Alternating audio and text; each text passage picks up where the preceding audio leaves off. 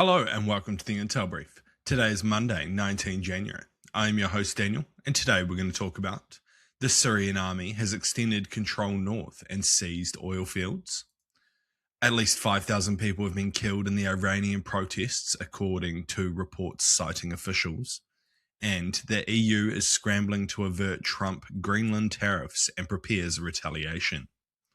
So firstly, the Syrian army has continued to dislodge the Kurdish-led Syrian Democratic Forces from areas in north and northeast Syria that the SDF have controlled for over a decade. On Sunday, the government announced the capture of a strategic town of Tabqa, located 55 kilometers west of the city of Raqqa, held by the SDF. According to the SANA news agency, the Interior Ministry said that the Syrian army controls the strategic town of Tabqa, which also has a dam in it, in the Raqqa countryside, including the dam, which is the largest in Syria. Later on Sunday, the government officials and security sources reported that the Syrian government troops had entered the outskirts of Raqqa. So what? I mean, this is kind of unsurprising. They kind of made it clear that they want the Syrian government, now the new Syrian government, let's say, wants to, unite Syria under one government. And the SDF weren't really keen for that. It's unsurprising. They don't really want to be led by jihadists after fighting them for so many years. So, yeah, this was kind of just par for the course. What I do find interesting is that the US don't have enough influence to stop it.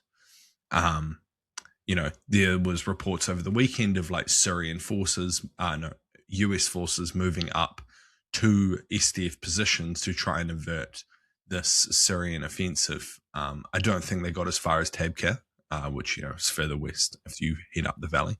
But yeah, so it doesn't seem like the Syrian army is going to stop, and I'm guessing the Turkish backers have given them permission / encouragement to conduct this operation, and that the US just lacks either the desire or the power. No, they can't lack the power. I'm sure they could if they wanted to. They just seem to lack the desire to stop them, which is very sad for the SDF, who are probably essentially going to get pushed back and then probably forced into some kind of settlement that is pretty unfavorable towards them. What would be better is some kind of federalized system, much like we see in Iraq, which is where, it's all one country, but the Kurds can control their region however they like, and that the main government do not get a say in it. They have their own security forces, etc., etc. Next, Reuters news agency has cited an Iranian official with information that authorities have verified at least 5,000 people being killed in the protests, including 500 security personnel. The official, who Reuters said did not want to be named, said the highest number of deaths took place in Iranian Kurdish areas in the northwest of Iran. The final death toll is expected to increase sharply, the official said, adding that Israel and armed groups abroad had supported and equipped those taking to the streets. No exact death toll has been provided by Iranian officials officially, but Norway-based human rights group IHR reported that they can verify at least 3,428 people have been killed by security forces. So what? It just shows you the brutality that this regime is willing to commit to stay in power. This sadly was something that I highlighted early on, and that I highlighted throughout and in my YouTube video that I covered it in, is that so long as the Iranian regime controls the security forces, they are willing to use any level of force to stay in power. They do not care how many people they kill, how many people they arrest, torture, hang. They just want power. That is all they want, and well, it's not all they want, but it's one of the key things that they want to control. So very shit to see, and unsurprising. What is interesting is that the US and Israel didn't openly make any attempts to support the protesters. I'm sure this will be quite demoralizing for them. So yeah, I don't know, pretty shit. And is there, for some people, like this was probably their one chance. They're now detained or at least identified by security forces. So yeah, fucking hell, I don't know. It's just shit to see.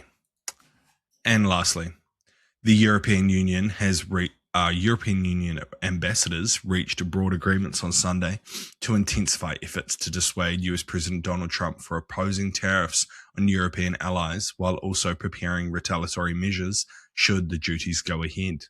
Trump vowed on Saturday to implement a wave of increasing tariffs from the 1st of February on EU members Denmark, Sweden, France, Germany, Netherlands, Finland, along with Britain, Norway, until the US is allowed to buy Greenland, a major step in the EU states describe as blackmail. So what? I mean, it's just crazy. I don't understand. Every American, everything I watch, everything I read, nobody understands why Trump is so determined to get Greenland. He's like ruining his soft power for something that he can already just use as much as he wants. As far as I understand, that the US has no restrictions on their military involvement in Greenland. They can build whatever bases they want. They can put as many troops there as they want. They just have to consult Denmark, and Denmark will also pay for some of it. So yeah, there's also like, the whole mining thing. Apparently mining there is basically impossible because of the permafrost. And it is even in like the most extreme cases of global warming, it's not going to melt. So, it's fucked. I don't know. This is, yeah. I don't know what to say. There was also like a truth social thing last night, I think, where he basically cooked off at Norway for not giving him the Nobel Peace Prize and said this is why he's now cracking down on wanting to get Greenland. So maybe someone should check in on his mental health. Maybe he's going the way of Biden, becoming a bit disorientated, let's say. Anyway, that's been the Intel Brief. I've been your host, Daniel, and I'll see you again tomorrow. See you.